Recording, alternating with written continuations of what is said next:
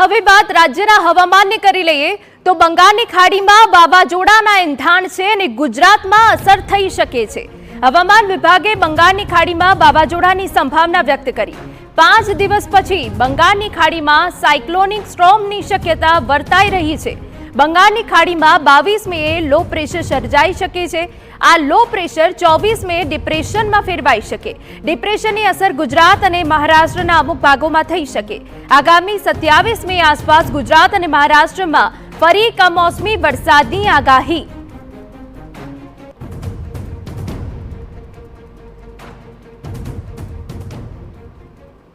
देश में ચોમાસું બેસે તે પહેલા જ વધુ એક વખત વાવાઝોડાની આગાહી હવામાન વિભાગ દ્વારા વ્યક્ત કરવામાં આવી રહી છે, જેમાં આગામી દિવસોમાં બંગાળની ખાડીમાં એક જે પ્રેશર છે સિસ્ટમ છે તે એક્ટિવેટ થઈ શકે છે તે પ્રકારનું પણ એક અનુમાન છે તે અત્યારે લગાવવામાં આવી રહ્યું છે। આપ સીધા જ દ્રશ્યો જોઈ રહ્યા છો ખાનગી વેબસાઇટના કે જેમાં પણ એક બંગાળની ખાડીમાં જે સિસ્ટમ છે તે સક્રિય થઈ રહી હોવાનું જે પ્રમાણ છે તે મળી રહ્યું છે। અંદાજિત 22 મેની જે તારીખ છે તે આપવામાં આવી રહી છે, જેમાં ડિપ્રેશન જે પ્રકારની સિસ્ટમ છે તે સક્રિય થશે અને ધીરે ધીરે 24 તારીખ 25 મેની આસપાસ જે સતત જે સિસ્ટમ છે તે એક્ટિવ થઈને આગળ વધશે અને ભારતીય સીમા પર ટકરાય તે પ્રકારની પણ એક શક્યતાઓ છે તે હવામાન વિભાગ દ્વારા અને ખાનગી વેબસાઇટ છે તેના દ્વારા વ્યક્ત કરવામાં આવી રહી છે।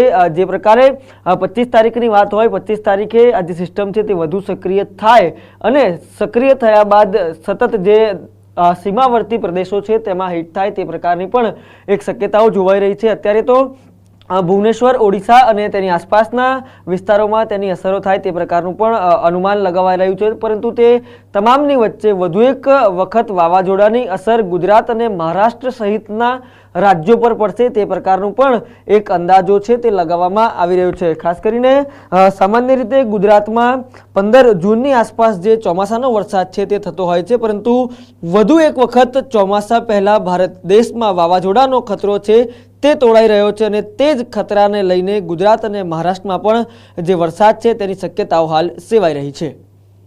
કેમેરા પર્સન મનીષ ત્રિવેદી સાથે રોનક વર્મા, TV9 અમદાવાદ।